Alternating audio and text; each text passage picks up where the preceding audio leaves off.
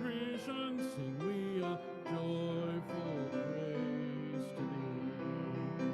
For the world we raise our voices, for the home that gives us birth. In our joy we sing, returning home to the blue-green hills of earth.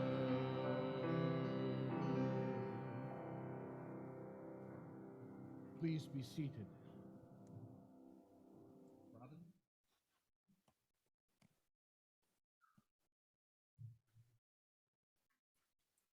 Good morning, everybody. I am Robin Mitskovich. I am the religious exploration person here at this church, and I would like to tell you a little bit about what religious exploration will be doing today.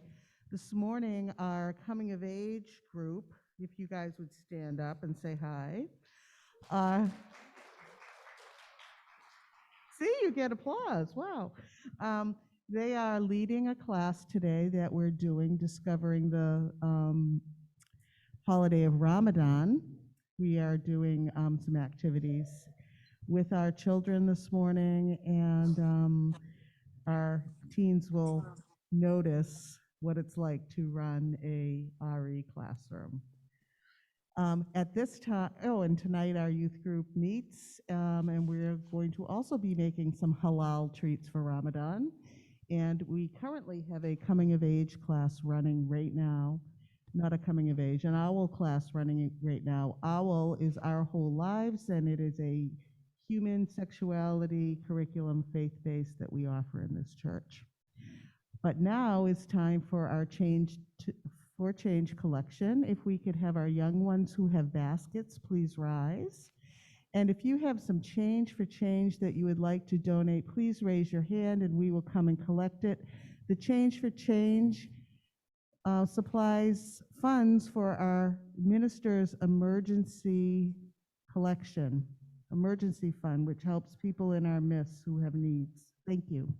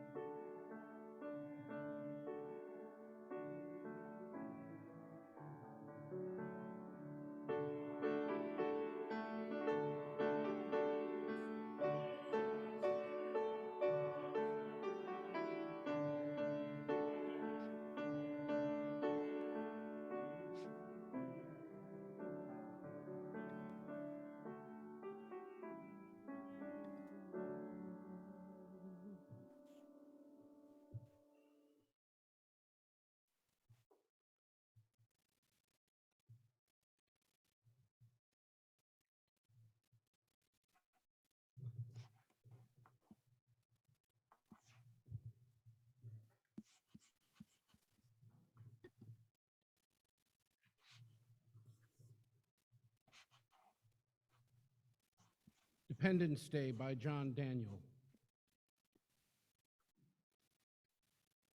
It would be a quieter holiday.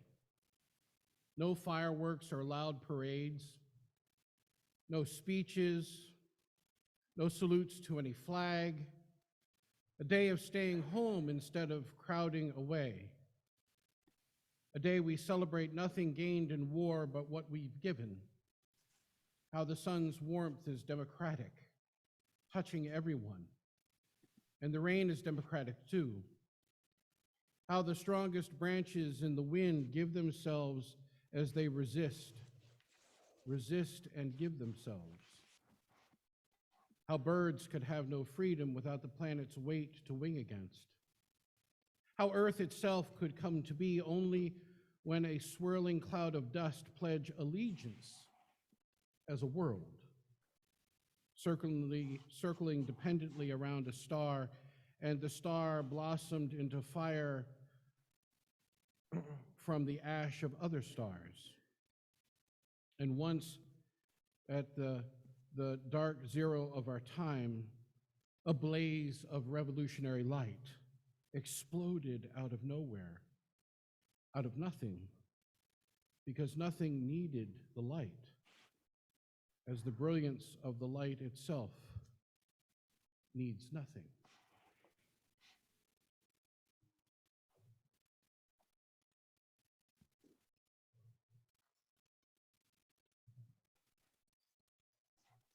Would you like to hear some good news? Wow. All right, gather yourselves. Take a deep breath and answer this question. Would you like to hear some good news? Yes. Outstanding. Here's the good news. Easter is over. For every Easter and Passover, well, not for everyone. Orthodox Easter is coming up in a couple of days. So we need to cherish the fact that Easter comes at different times for different traditions, but the Easter cycle that this congregation has been part of is done. And for those of us that live in the pulpit, most of my colleagues are on vacation this week, just saying, right? However, we tarry on, and we had a wonderful week for a variety of reasons, not the least of which was that we hosted a number of the ecumenical opportunities to gather in community to celebrate the season. I'm so very grateful to our musicians and to others that participate in these efforts. We had a combined choir in the sanctuary on Good Friday evening that was extraordinary.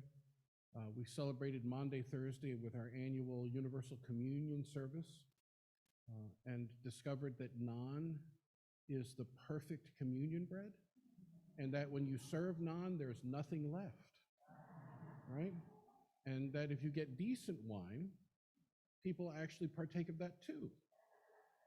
So, and then Sunday morning, we gathered as a group for the first time in a number of years in Shore Park, which 23 years ago, I remember attending my first ecumenical Easter Sunday service in Shore Park when it had yet to be rehabilitated. And then for a number of years, we couldn't gain access because of rehabilitation efforts.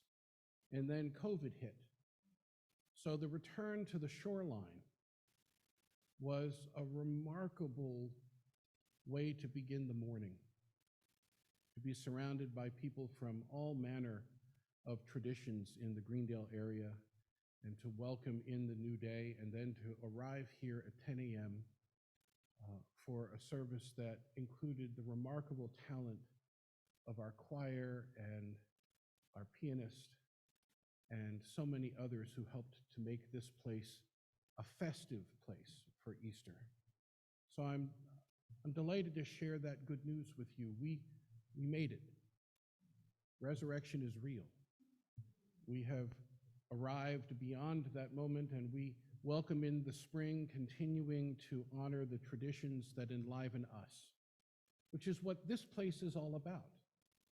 An opportunity to honor a variety of traditions that are made real because of the passion and interest of so many people here.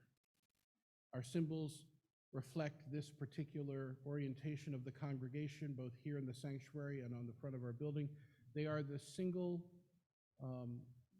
most important symbols that identify us as a community of faith in the surrounding community. If you ask anyone, what church do you go to, and you say, I go to this, oh, that's the one with all the symbols on it. It reflects not only a commitment, but a place. And I'm really, really delighted that we're back in this place after being away from each other physically for so long. That also is extraordinarily good news. So I invite you to celebrate this good news as we do each time that we come together as a community of faith for an act of worship. We take up an offering that is in service to the mission and ministries of this congregation. You've heard this morning about one of those ministries, our continuing effort on behalf of, in the hour of need, the former IHN shelter.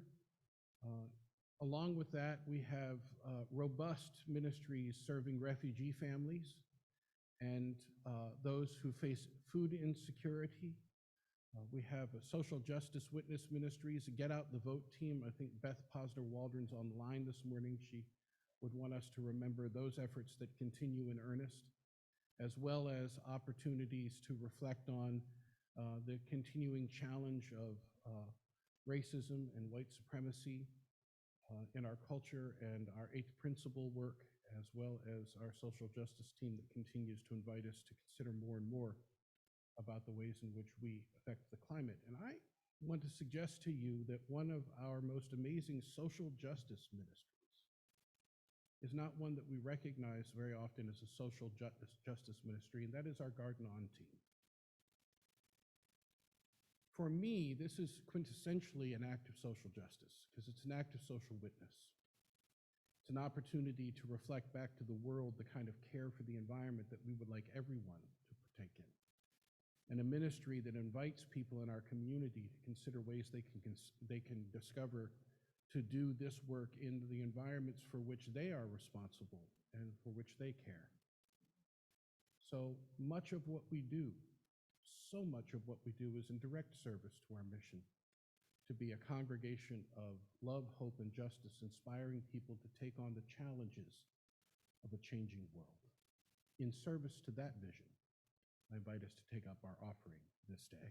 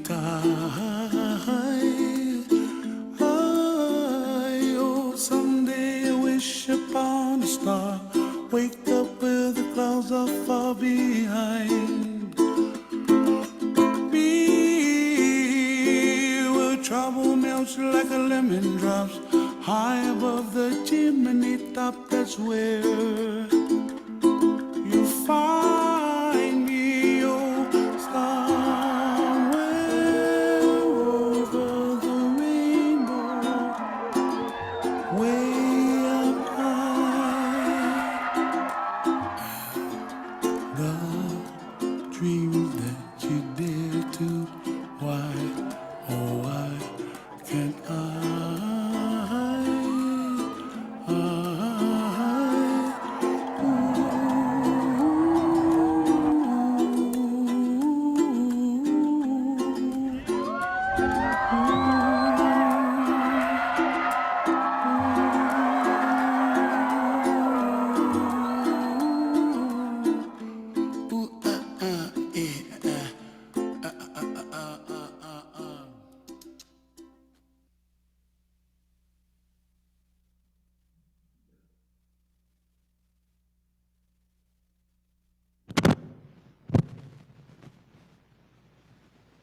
when the students in my death and dying class talk about funerals being somber occasions, I show them two videos. That one and one of the First Line New Orleans Jazz Funeral Band marches for a famous tuba player, and invite them to consider the way in which we are culturally oriented towards somber or celebrative occasions when it comes to honoring our dead. And what you just witnessed is the releasing of Izzy's ashes into the ocean that he loved so much, and the people that loved him so much responding to that. I hope and pray that each of us gets an opportunity to participate in that kind of celebration someday. Such an extraordinary act of love. And we come to this moment, which is also an act of love, a moment when we consider that which is deepest in our hearts or most profoundly on our minds or in the work of our hands, in the days that have transpired or in the prospect of days to come. Joys and sorrows that touch us deeply and are given another measure of meaning because of our capacity to share them in the midst of a company that claims us as a co-journeyer. So I invite those of you who have joys or sorrows this day to come forward and speak briefly into the microphone, telling us first who you are so those using our auditory enhancement devices and those online might participate also in this important ritual, and then to light a candle if you so desire. If you're online and you have a joy or sorrow that you would like to have shared here today, please do put that in the chat, either on Facebook or on Zoom, and we will make certain to share those as well. And for our technical people, I have capacity to read those directly from my iPad this morning.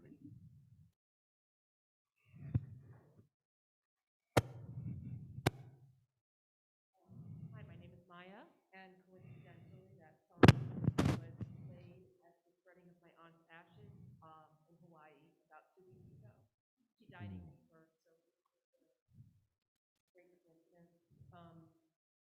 I am part of the Afghan refugee ministry with Diane and a few other people who might be here, and I just want to remind you that it's not too late probably to donate to the Ramadan meal that the various churches around here are contributing to. Our fundraising goal is $2,000.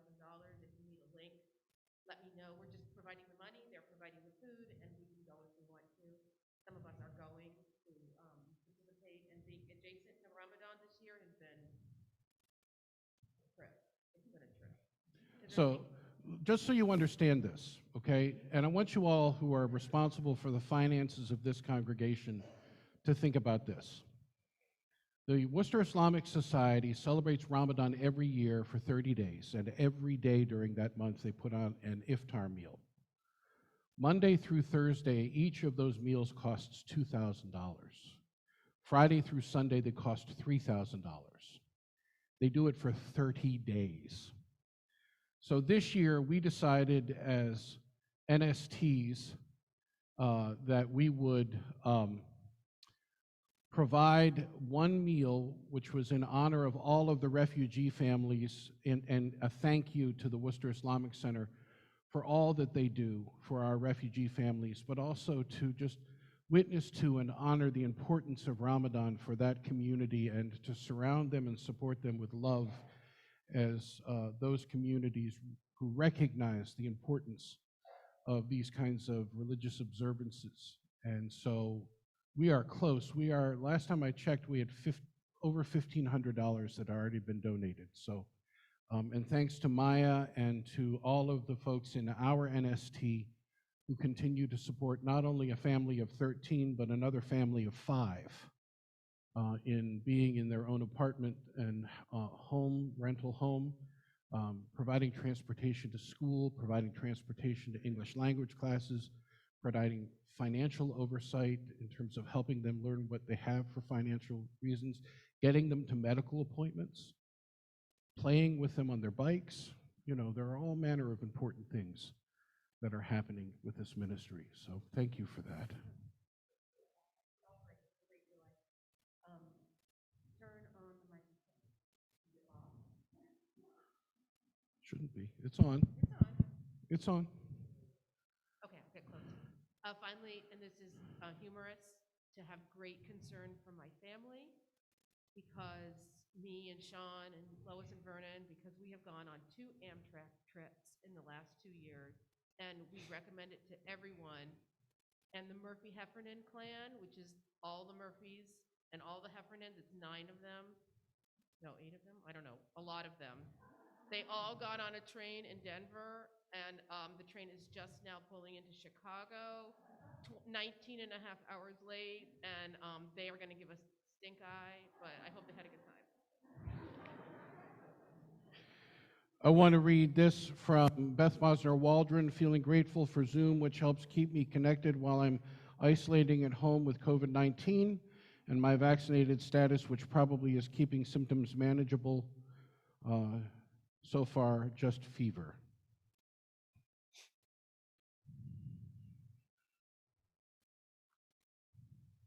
Hello again. Hello? Yep. Can you hear me? So I had the opportunity, myself and a couple others from the church won a hike with David Miller, and we went to Bigelow State Forest yesterday in Union, Connecticut. Beautiful, beautiful day. I was hoping that I would be able to keep up with David. I did, so I'm very grateful for that. But what a day. Enjoyed the company, and David is such a social butterfly. He's just meeting everybody there, and we had a great day. Thanks. Just meet in the middle. Hello, everybody. I'm Randy. Aaron had made mention a few weeks ago that my mom was having some health problems. She had a stroke, and it's the way of just getting everybody an update. We got the word on Thursday night that there is no path back, so we were told to say our goodbyes, and we've been doing that for the last few days. And the thing about it, we talk about joys and sorrows, and while it is very, very sad, not everybody gets this opportunity, and we're all trying to remember that. I sat there on Friday morning having my coffee on the front porch, and the sun was out, and it started to rain a little bit, and I was thinking that was probably something's trying to tell me exactly that there's, it's raining, there is still sunlight to be found. And so we went out on Friday, no, I'm sorry, Saturday? Friday. And one of my joys, which you all get to partake in, a lot of standing right here. She had a wonderful idea to sing to my mom, because I was fortunate enough to be at the room at the moment. And we got home, it was actually her and Sandy that was singing.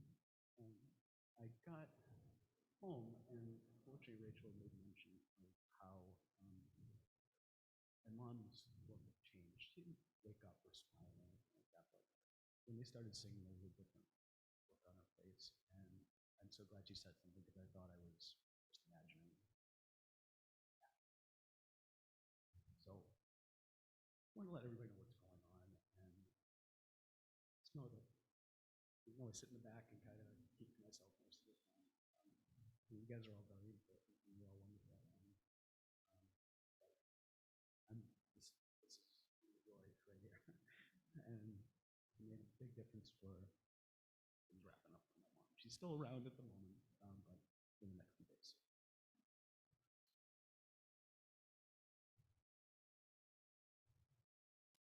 You want to try to speak after that? I know. Well, my joy that I was already planning to share before Randy shared is just feeling really grateful for Randy sharing his musical talent with us this morning and with the choir. So, and that we have this music in our life. I wanted to say that I'm also grateful for the choir, for being game for different things. When we sing our next song, we're going to be, there's a piece, a part of it that I've written that is a call for peace in Ukraine. And so you'll hear the word mir, which is peace in Russian, um, over and over again. And I know the power of music, so we will send that intention out into the world. So thanks a lot.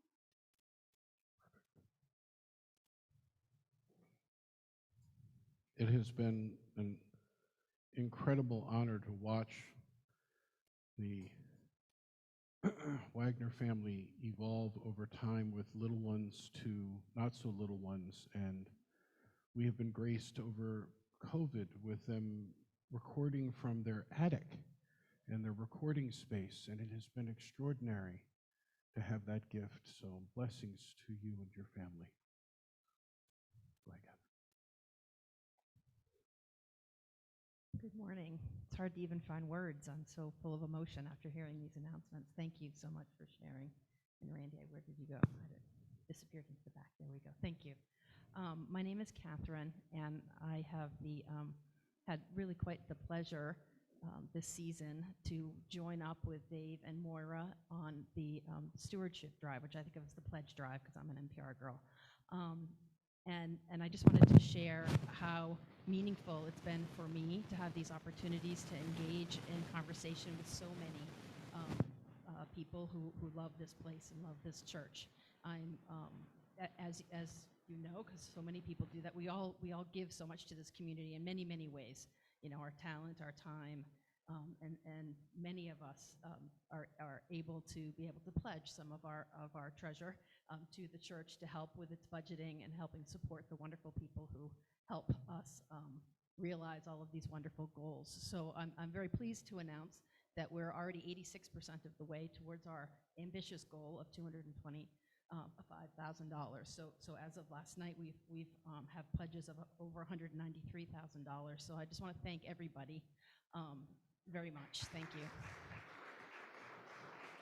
Yeah, it's been very special to have some nice conversations with people. You have some homebound people who have been able to join us online during this period, and some who haven't been able to join us online, who are asking me questions about, when will I be able to come back? When I don't feel safe quite yet, but I can't wait to come back. So it's been really nice to have those conversations. And if you haven't pledged or you're wondering kind of what that's all about, would you come and chat with me about it? I'd love to talk. And pledges can be as small as $10, but it's just an opportunity for you to say that you want to make this expression of support for supporting the budget of this place. So thank you so much, everybody.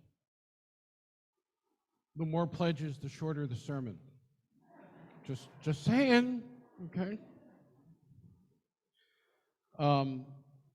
Sorrow from Laura Lenahan. Veterinarian Dr. Peter Tripp took his own life this month.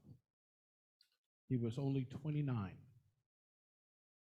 The veterinarian profession sadly has one of the highest suicide rates. He will be missed.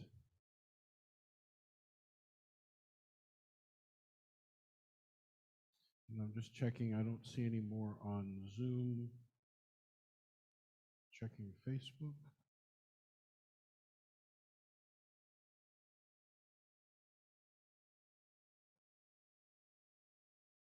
Okay. Let us be in the spirit of prayer and meditation.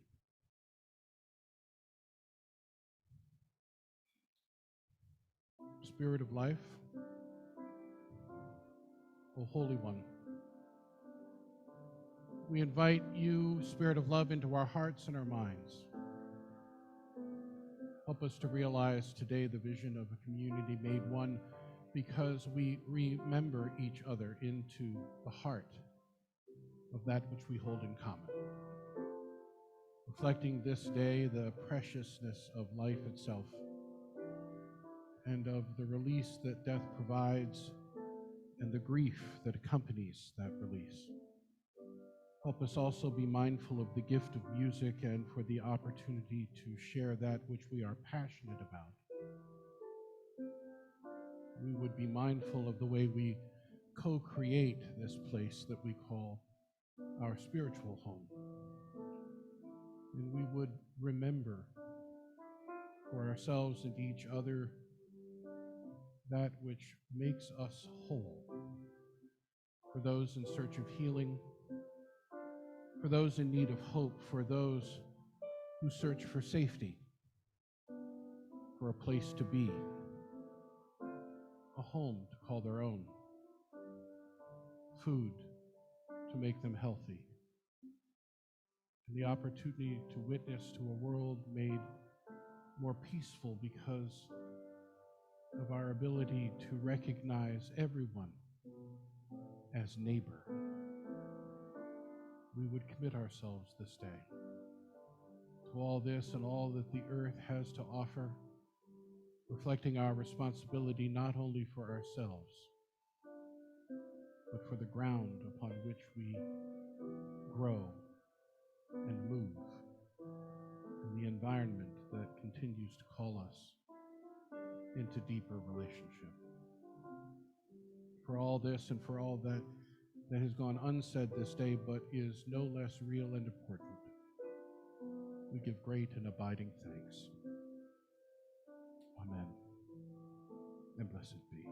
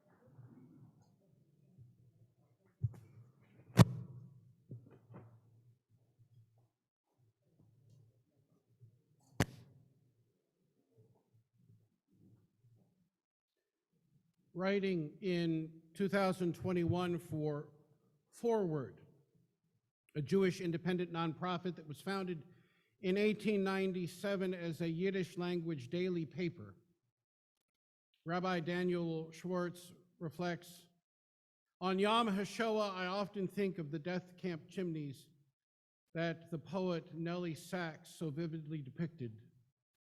Oh, the chimneys, on the ingeniously devised habitations of death, when Israel's body drifted as smoke through the air.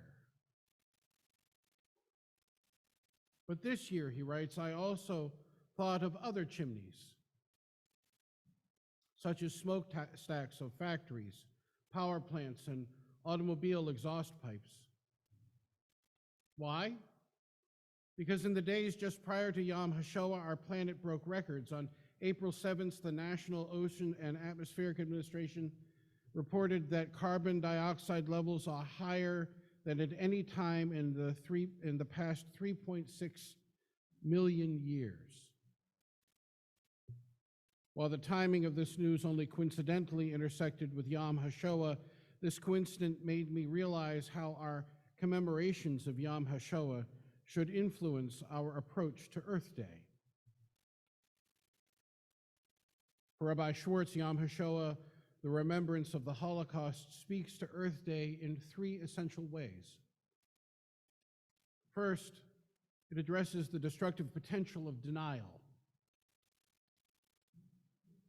As the Holocaust demonstrated, even with the reports of Nazi death camps, many ignored the eyewitness reports, casting them as exaggerations and dark fantasies, much the same way that reports of climate change and destruction are being met today by so many nations, corporations, and individuals.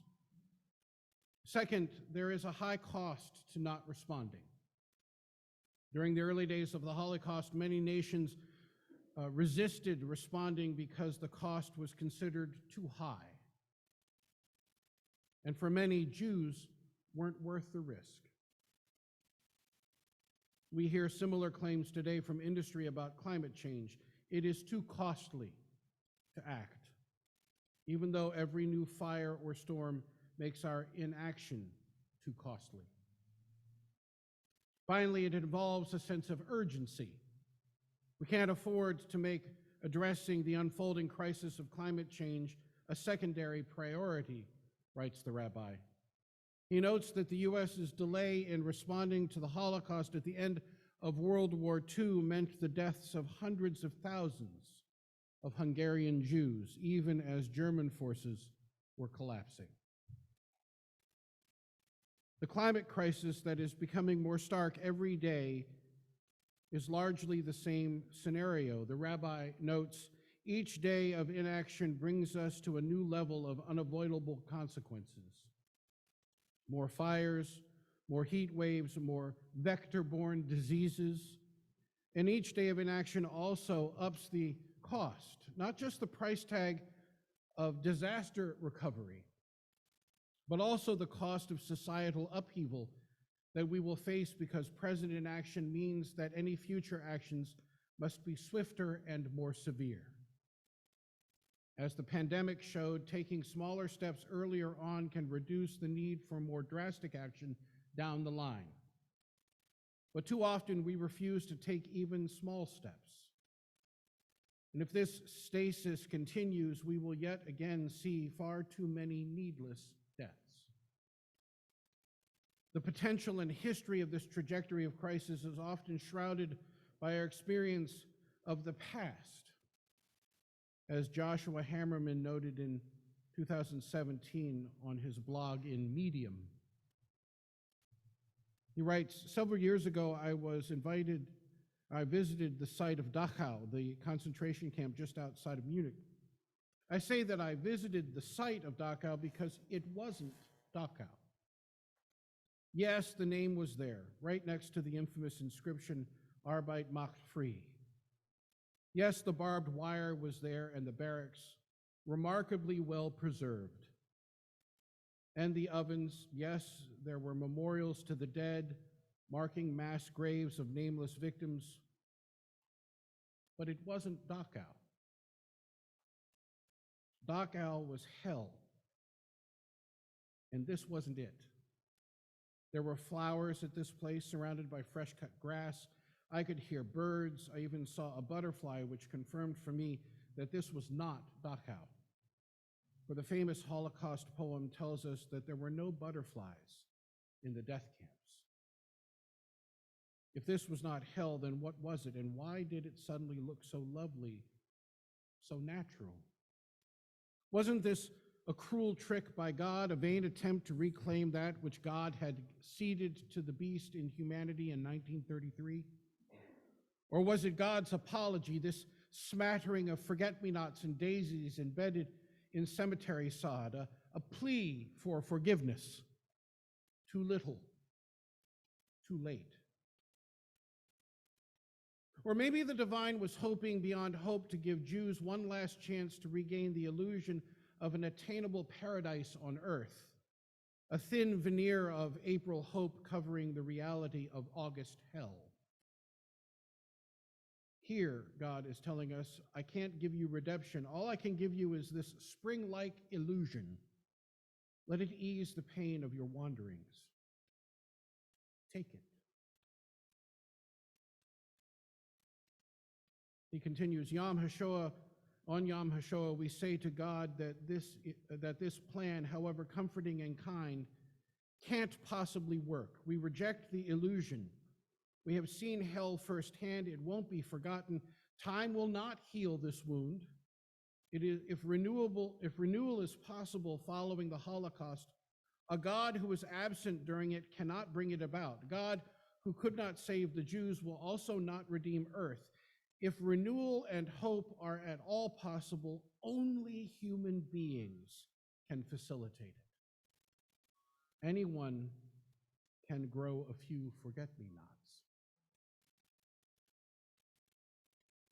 Hammerman notes the seeming contradiction that we find in the Psalms of the Hebrew Scripture. Psalm 24 tells us the earth is the Lord's and the fullness thereof, while we read in Psalm 115, the heavens are the Lord's heavens, but the earth has been given to humankind. This discrepancy can be resolved by drawing from it this lesson. Once upon a time, the earth was the Lord's, but since the Holocaust, it's ours and ours alone. Before the Shoah, when the earth still belonged to the divine, we who had once experienced paradise firsthand could only imagine Eden's opposite. As David Grossman wrote in his masterful novel, Sea Under Love, we always pictured hell with boiling lava and pitch bubbling in barrels until the Nazis came along, showing us how paltry our pictures were. Now, nothing is left to the imagination. The earth is ours, and we are utterly responsible for all that happens to it, all of it, the people and the flowers too. Those flowers at Dachau have become a symbol of the divine's ultimate helplessness and our ultimate responsibility.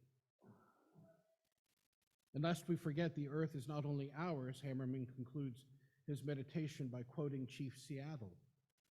This we know, the earth does not belong to us. We belong to the earth. What does it mean to belong to the earth? From an Hebraic ethic, it might point us back to the creation of humankind out of clay, the substance of the earth.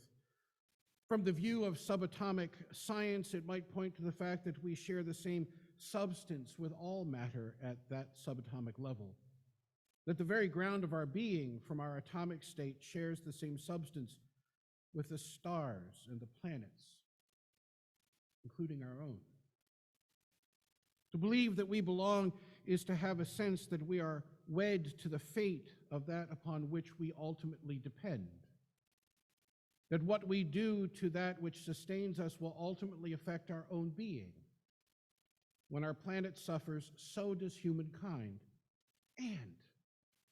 and every other species. I'm reminded here of Gar Smith's 2017 commentary on the Cold War. Smith writes for Environmentalists Against War. He notes, post-war decades gave rise to a quiet escalation of environmental damage as the Cold War unleashed an unchecked competition for newer and deadlier weapons, foremost among them nuclear bombs. Before the nuclear ban test treaty was signed in 1963, 1,352 underground nuclear blasts, 520 atmospheric detonations, and 8 subsea explosions had jolted the planet and its oceans. The blasts totaled 535 megatons, equal to 36,400 Hiroshima-sized detonations. In 2002, the National Cancer Center and the National Center for Disease Control reported that everyone on Earth had been exposed to radiation released by open-air nuclear testing. According to the NCI's 2002 estimate, nuclear fallout killed more than 15,000 Americans and caused at least 80,000 cancers. The impact is on a scale with global warming, but the signs of radioactive global warming are subtle and cellular, less visible than droughts and firestorms and hurricanes and rising seas.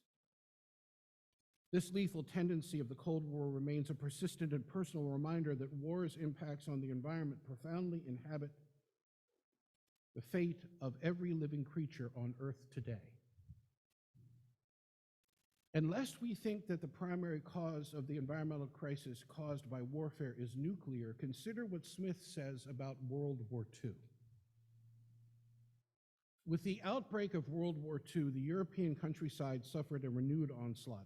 As the German army marched into the Netherlands, the Dutch population blocked its advance by opening dikes and irrigation gates to flood the country's roads with seawater.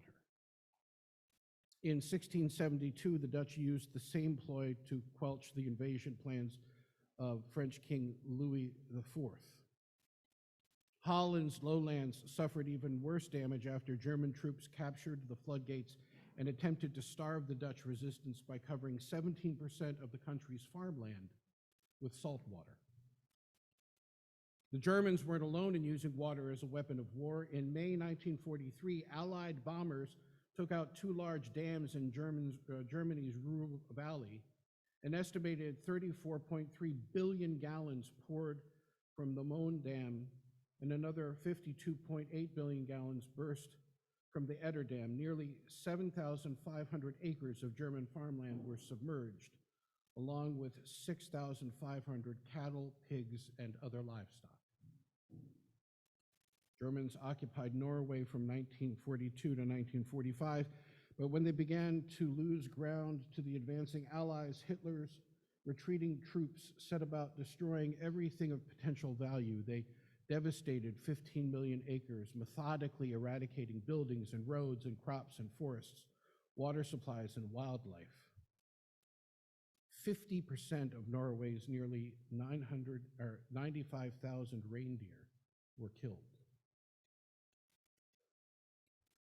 As I watch on the news, what you watch on the news related to the movement of troops in and around Ukraine, I cannot but call to mind the same kind of vision. During Germany's occupation of France, nearly 1 million acres of forest were laid waste by bombs and shells and bullets. As many as 240,000 acres of forest went up in flames, while bomb blasts and shrapnel stripped vegetation from slopes, triggering erosion on a massive scale. 50 years after the end of World War II, millions of bombs and artillery shells and underwater mines have been recovered from the fields and waterways of France. A century later, millions of acres remain off limits, and the iron harvest of buried ordnance still claims an occasional victim. I was reminded of this as we received reports recently of the radiated Russian soldiers who dug into the forests around Chernobyl, but more by the decimation of the Ukrainian villages and cities. What we do to the planet, we ultimately do to ourselves.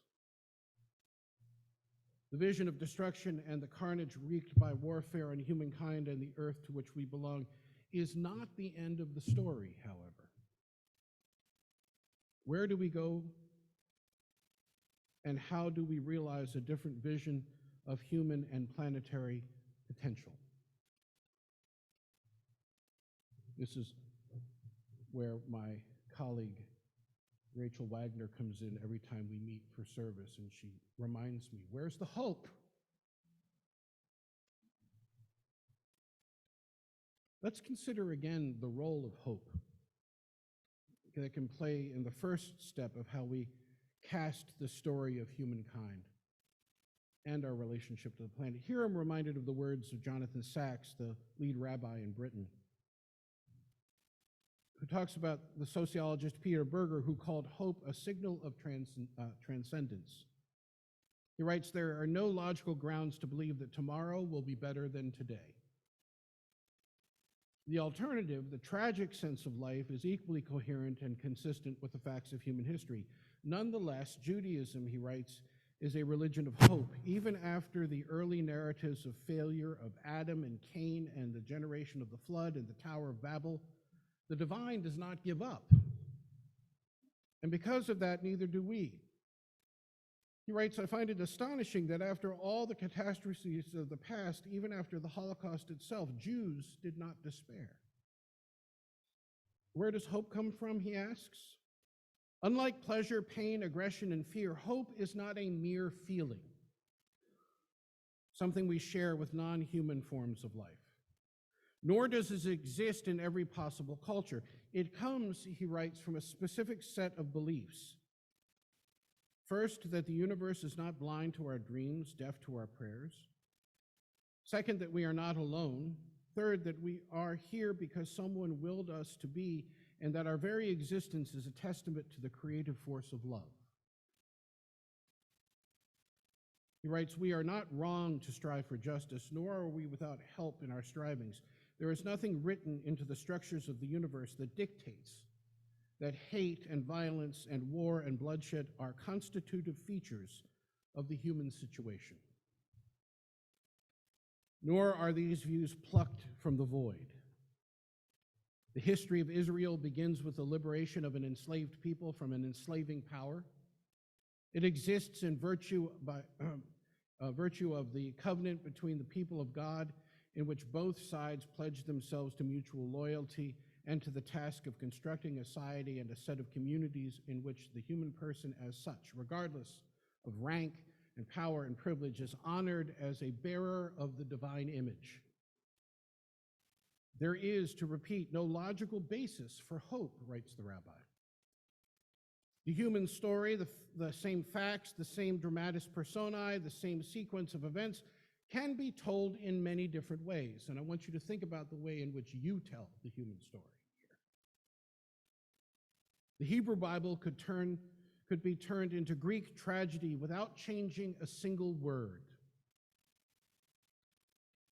All it would take would be to end the first book, not after Genesis 50, but after Exodus 1. All the hopes of the patriarchs for the land would be seen to end in slavery in Egypt. The Pentateuch would end not with Deuteronomy, but with the book of Judges and its closing sentence. In those days, there were no king in Israel. Everyone did what was right in their own eyes. Instead of creating a just society, Israel would be seen to have failed and been reduced to anarchy. So the basis of hope is ultimately to decide what kind of story we're going to construct about our past, this present that we're in, and our future. To begin, perhaps the next chapter of our story needs to address the pervasive impact of militarism on our world. Here I'm reminded of a 1935 commentary by Major General Smedley Butler of the U.S. Marine Corps. Not that I'm advocating all of the measures he outlines, but I believe he speaks to areas that are in most need of reform, and they give me pause.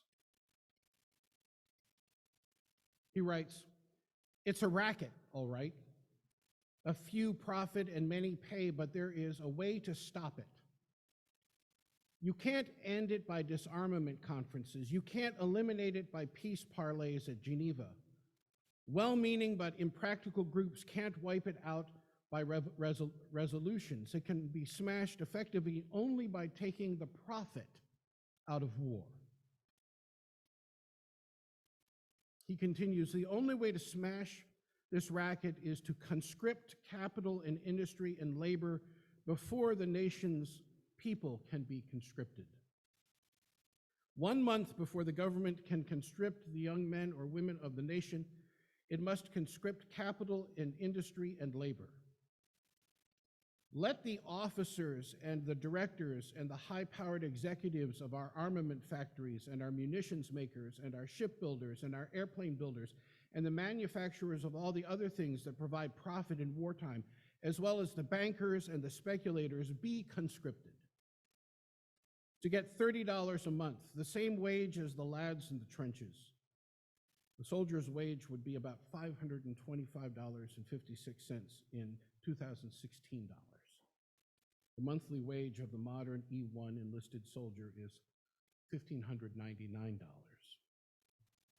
Let the workers in these plants get the same wages, all the workers, all the presidents, all the executives, all the directors, all the managers, all the bankers, yes, and all the generals and all the admirals and all the officers and all the politicians and all the government office holders, everyone in the nation be restricted to the total monthly income not to exceed that paid to a soldier in the trenches. Let all these kings and tycoons and masters of business and all their workers in industry and all the senators and governors and mayors pay half of their monthly $30 wage to their families and pay war risk insurance and buy Liberty bonds. Why should they? They aren't running the risk of being killed or having their bodies mangled or their minds shattered. They aren't sleeping in muddy trenches. They aren't hungry. Their soldiers are. Give capital and industry and labor 30 days to think it over, and you will find by that time there will be no more war.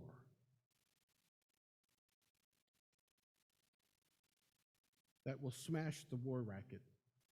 That and nothing else. Furthermore, the Major General notes an additional step is to limit voting for war to the plebiscite of those who would be called upon to fight and die in it. And I would add, asking the families of those who would be called as well. Says the Major General, there would be very much sense in having there wouldn't be very much sense in having a 76-year-old president of a munitions factory, or the flat-footed head of an international banking firm, or the cross-eyed manager of a uniform manufacturing plant, all who see visions of tremendous profits in the event of war, voting on whether the nation should go to war or not. They never would be called upon to shoulder arms, to sleep in a trench, and to be shot. Only those who would be called upon to risk their lives for their country should have the privilege of voting on and determining whether the nation should go to war. The final means of disrupting the military-industrial complex, according to the Major General, is to make certain military forces used only for defensive purposes. Each session of Congress, the question is each session of Congress, the question of further naval appropriations comes up. The swivel chair admirals of Washington, and there are always a lot of them, are very adroit lobbyists, and they are smart. They don't shout that we need a lot of battleships to war on this nation or that nation. Oh no, first of all, they let it be known that America is menaced by a great naval power. Almost any day, these admirals will tell you the great fleet of this supposed enemy will strike suddenly and annihilate 125 million people, just like that. And then they begin to cry for a larger navy. For what? To fight the enemy? Oh my, no. Oh no. For defense purposes only. And then, incidentally, they announce maneuvers in the Pacific for defense. The Pacific is a great big ocean. We have tremendous coastline on the Pacific. Will the maneuvers be off the coast 200 or 300 miles? Oh no. The maneuvers will be 2,000, yes, perhaps even 3,500 miles off the coast. The Japanese are a proud people, of course. They'll be pleased beyond expression to see the United States fleet so close to Nippon's shores. Even as pleased as would be the residents of California were they to dimly discern through the morning mist of the Japanese fleet playing at war games off Los Angeles. So let me tell you a personal story. My grandfather was a funeral director during World War II in a little town called Rockland, Maine, a favorite vacationing spot for a number of families in this congregation. During World War II, my father told me the story that one evening a knock came on the door of the funeral parlor, and my grandfather got up and, with a lot of racket, left the funeral parlor and then came back in the middle of the night. And early in the morning, under the cover of darkness, my father was taken on a tour of the funeral home under the ban of secrecy, in which he found every casket that my grandfather owned filled with German U-boat soldiers. That a U-boat had been shot or had been sunk somewhere close to the coast of Maine near Rockland. And we know in those days that there were a number of U-boats that were traveling the merchant ship lanes from Nova Scotia to Greenland and so forth, but there was very little knowledge of how far south they had come. And there was to be nothing said about this. It was to be completely kept secret for fear that the American public would run screaming into the night.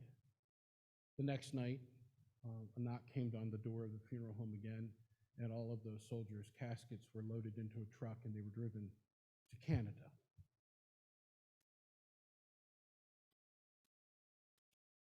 The Admiral continues, the ships of our Navy, it can be seen, should be specifically limited by law to within 200 miles of our coastline. Had that been the law in 1898, the Marine would never have gone to Havana Harbor. She would never have been blown up. There would have been no war with Spain with its attendant loss of life. 200 miles is ample in the opinion of experts for defense purposes. Our nation cannot start an offensive war if its ships cannot go further than 200 miles from the coastline. Planes might be permitted to go as far as 500 miles from the coast for the purposes of reconnaissance, and the Army would never leave the territorial limits of our nation. Remember, this was written in 1935. So I think the Major General's perspective for today's world does not address the level of interconnectedness that is so much a part of our global economy and the development of our technology that makes 200 miles seem like the next block. The admonition that one never leave the territorial limits of one nation woefully underestimates the unequal distribution of power among nations as well. More to the point, it has become clear about the use of military force for defense purposes only. And to be clear, that is that as a world, we are far beyond the age of imperialism, which goes for all nations, including the U.S. So the questions at hand are, what are the purposes for maintaining a standing army? Why do we as a country spend far more than the next 30 countries on our defensive structures? These are the questions that continue to be raised by an analysis that happened prior to World War II.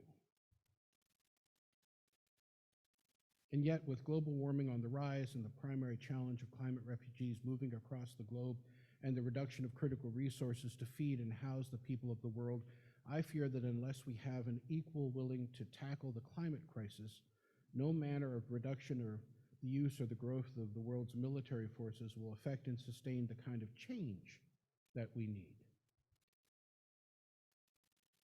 I wonder what it would be like if we could find a way to engage the issue of climate destruction with the same commitment and resources that we apply to military conquest for defense purposes only. This, I think, is our ultimate challenge. Amen.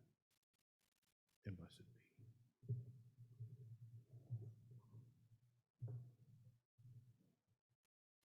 Would you please turn to the back of your order of service and join together in our litany this morning?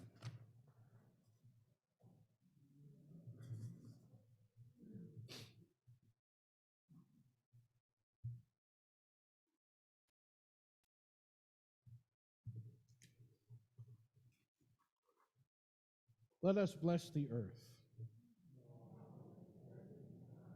Let us bless the sky. Let us bless their union. Let us bless their children. Stones, plants, animals, and all living things. Strengthen, refresh, nourish, and heal the peoples of the earth. Please rise in body or in spirit and join together in hymn number 1064, found in your teal hymnals.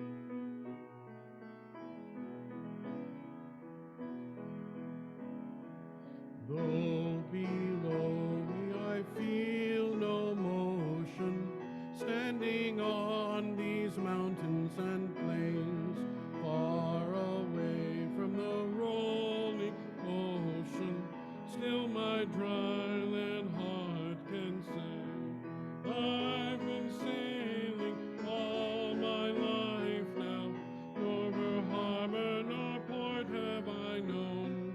The wide universe is the ocean I travel, and the earth is my blue old home. Sun, my sail, and moon, my rudder, as I ply the starry sea, leaning over the edge in wonder, casting questions into the deep. I was born with companions, among kindred pilgrim souls, taking our way by the lights of the heavens in our beautiful blue boat home. I give thanks to the waves upholding me, hail the great winds urging me on, greet the infinite sea before me, sing the sky my sailor's song. I was born upon the fathoms, never harbor nor port have I known. Wide universe is the ocean I travel, and the earth is my blue old home.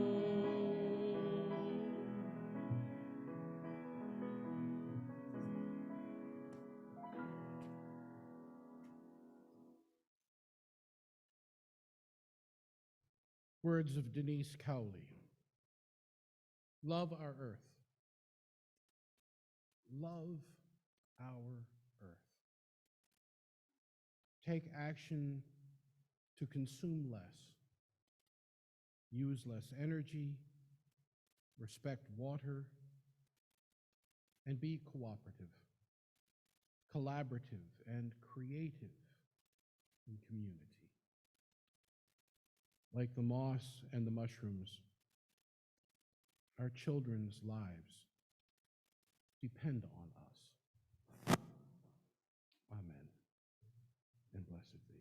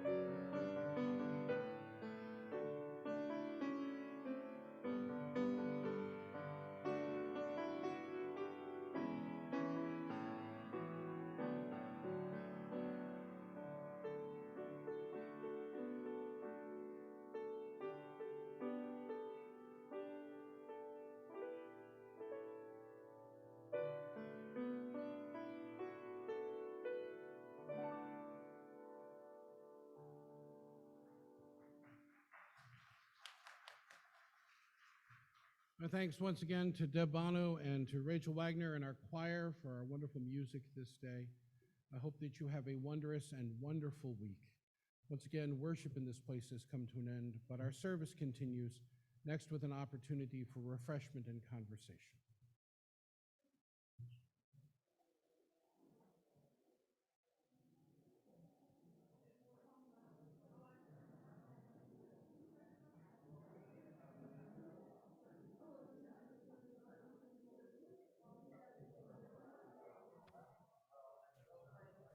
So they're not inviting us to do coffee hour breakout rooms.